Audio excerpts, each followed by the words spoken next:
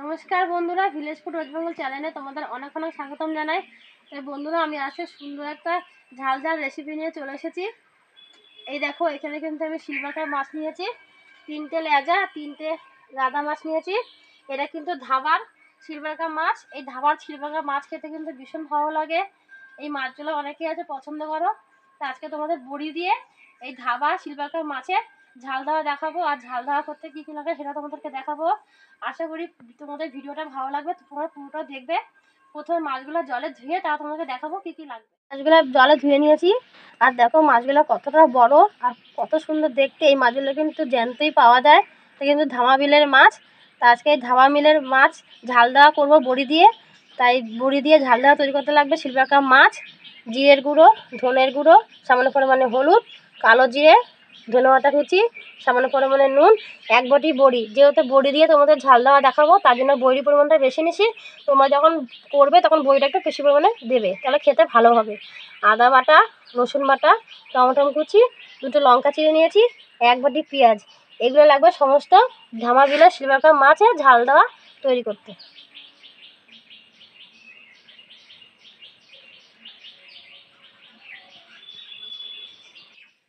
এবার মাছগুলোতে একটু হলুদ নুন মাখিয়ে নেব। 2 চামচ হলুদ দিয়ে দিলাম,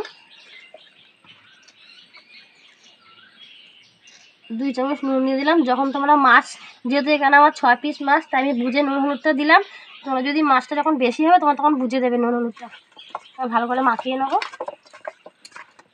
আর এই মাছ কিন্তু খেতে ভীষণ ভীষণ ভালো লাগে খেতে।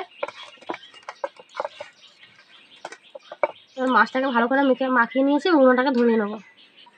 ওইদিকে সব জোগাড় করে নিয়েছি, এদিকে উনুনটাকে ধরে নিচ্ছি। তা উনুনটা ধরে গেছে, উনুনের উপর কড়াটা বসিয়ে দেবো, কড়াটা একটু গরম করে নেবো। তাই বন্ধুরা, একটা কথা বলবো, এই বড়িটা কিন্তু হাতের তৈরি করা বড়ি। এইটা কিন্তু ফ্রেশ বড়ি, আর এটা কিন্তু বড়ির শাক, এগুলোও কিন্তু বিক্রি হয়। আর বিভিন্ন রকমের বড়ি পাওয়া যায়। তোমরা যদি মনে করো যে বড়ি তোমরা কিনবে বাড়িতে বসে, তাহলে আমার ডেসক্রিপশন বক্সে এই নাম্বার দেওয়া থাকবে। এই নাম্বারে ফোন করলে বাড়িতেই তোমরা বড়ি পেয়ে যাবে। এই বড়িগুলো খেতে কিন্তু ভীষণ সুন্দর হয়। তোমরা যেরকম বড়ি চাইবে সেরকমই বড়িটা দিতে পারবে। তাই তোমরা কিন্তু এই মুসুর ডালের বড়ি পাওয়া যায়, বিউলির ডাল, অড়াইল ডাল, কড়াইয়ের ডাল, তারপরে শুকনো লঙ্কার বড়ি, ছোলার ডাল, মটর ডাল, বিভিন্ন রকমের বড়ি পাওয়া যায়। এমনকি শুকনো লঙ্কারও বড়ি পাওয়া যায়। তোমরা যদি কিনতে চাও তাহলে এই নাম্বারে যোগাযোগ করবে, পেয়ে যাবে। কড়াটা গরম করে নিয়েছি, কড়ার মধ্যে আমি সাদা তেল দিয়ে দেবো। তোমরা চাইলে সর্ষে তেলও করতে পারো, তো তেলটা একটু বেশি দেবো যেহেতু মাছগুলো ভাজবো। এবার তেলটাকে গরম করে নেবো। তেলটাকে গরম করে নিয়েছি, তেলের মধ্যে সামান্য পরিমাণে নুন দিয়ে দেবো। তাহলে যখন তোমরা মাছগুলো ভাজবে কি সুন্দর উঠে যাবে। যখন তোমরা দেখো না মাছ ভাজবে, একটু তেল দিয়ে দেবে গরম তেলে, নুন, তাহলে কিন্তু মাছগুলো একটাও ভাঙবে না। এবার এই মাছগুলো তেলে ছেড়ে দেবো।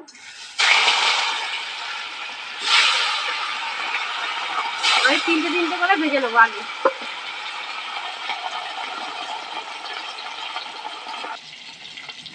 মাছগুলো এপিট ওপিট করে ভেজে নিয়েছি, এবার তুলে নেবো। এই দেখো, আর বাকি মাছগুলো আমি তেলে ছেড়ে দেবো।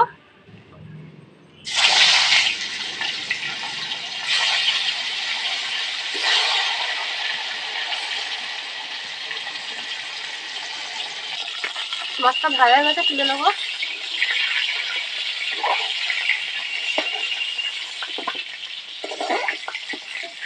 আর ঠিক এইভাবে মাছগুলো ভাজবে, যেহেতু জ্যান্ত মাছ, বেশি কড়া করে ভাজবে না, ঠিক এইভাবে ভাজবে। এবার বড়িগুলো ভেজে নেবো মাছ ভাজার তেলের মধ্যে।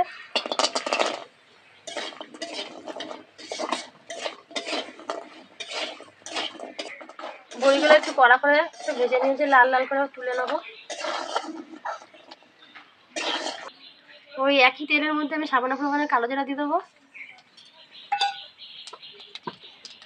পেঁয়াজ কুচি দিয়ে দেবো 1 বাটি, একটু হালকা করে ভেজে নেবো। টমেটো কুচি দিয়ে দেবো, পেঁয়াজটা হালকা করে ভেজে নিয়েছি। 2টো কাঁচা লঙ্কা চিড়ে নিয়েছি, দিয়ে দেবো। তোমরা চাইলে, আমি এখানে পাকা দিয়েছি, তোমরা কাঁচাও দিতে পারো। এবার সামান্য পরিমাণে একটু নুন দিয়ে দেবো, দিয়ে একটু হালকা করে আবার ভেজে নেবো।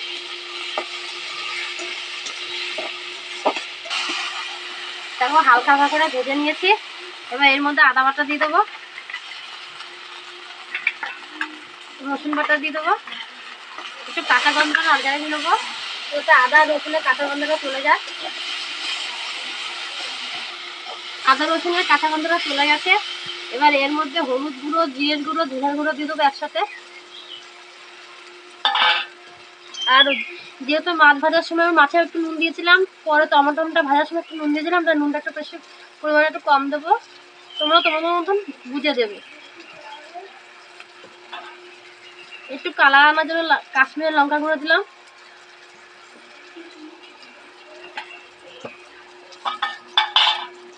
একটু মশলা ধোয়ার জল দিয়ে দেবো,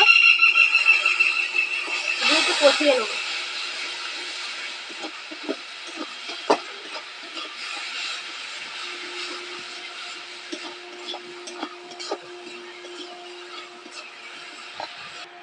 জলটা টেনে নিয়েছে, দেখো তেলটা কিন্তু ছেড়ে দিয়েছে। জলটা টেনে নিয়ে যাওয়ার পর তাহলে মশলাটা কষানো হয়ে গেছে।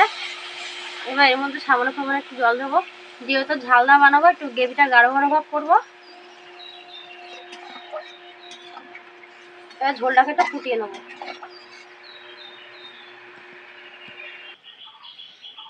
ঝোলটাকে ফুটিয়ে নিয়েছি, টকবক করে ফুটছে দেখো। এবার কিন্তু এর মধ্যে ভাজা মাছগুলো দিয়ে দেবো।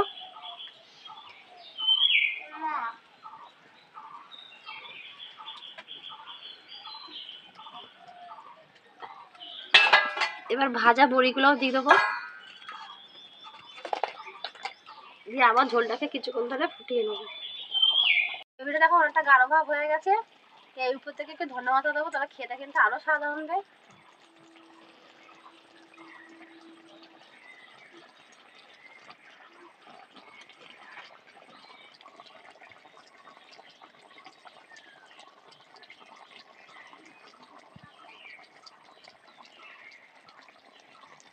এবার নামিয়ে নেব।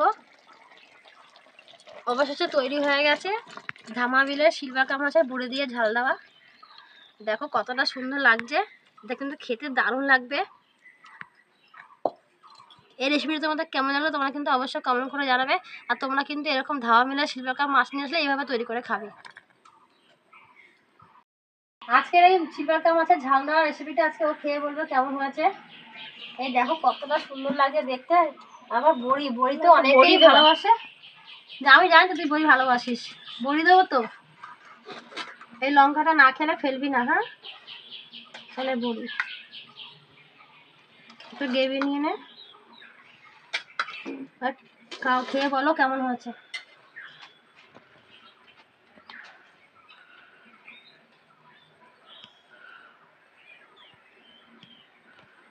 গরম গরম ভাতের সঙ্গে মাছের ঝাল দেওয়া। মাছ ভেঙে খাও।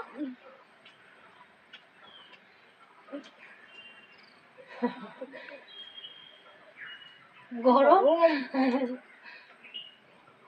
আর কাটা আছে দেখ।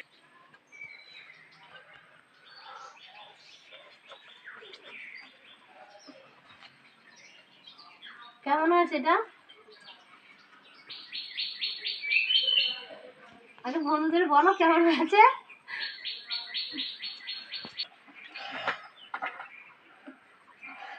কি বলবো, বলার মতো না, এত সুন্দর হয়েছে। এই রেসিপিটা তোমরা না বানিয়ে খেলে বুঝতেই পারবে না যে কতটা সুন্দর হয়েছে। আজকের রেসিপিটা হচ্ছে সুপার টুপার অ্যান্ড টপার। তোমরা এটা বানিয়ে খেও, তবেই বুঝতে পারবে যে কতটা সুন্দর হয়েছে। আর আমার মায়ের পাশে দেখো, আমার মাকে এগিয়ে সাহায্য করো। পরে ভিডিওতে আবার। তো বন্ধুরা তোমরা আমার ভিডিওটা দেখবে, আমার পাশে থাকবে, আমাকে এগিয়ে যেতে সাহায্য করবে, আমিও তোমাদের কাছে আরো বিভিন্ন রকম পথ শেয়ার করতে পারি। ধন্যবাদ। পরের ভিডিও দেখা হবে। টাটা। আর তোমরা কিন্তু ভালো থাকবে, সুস্থ থাকবে।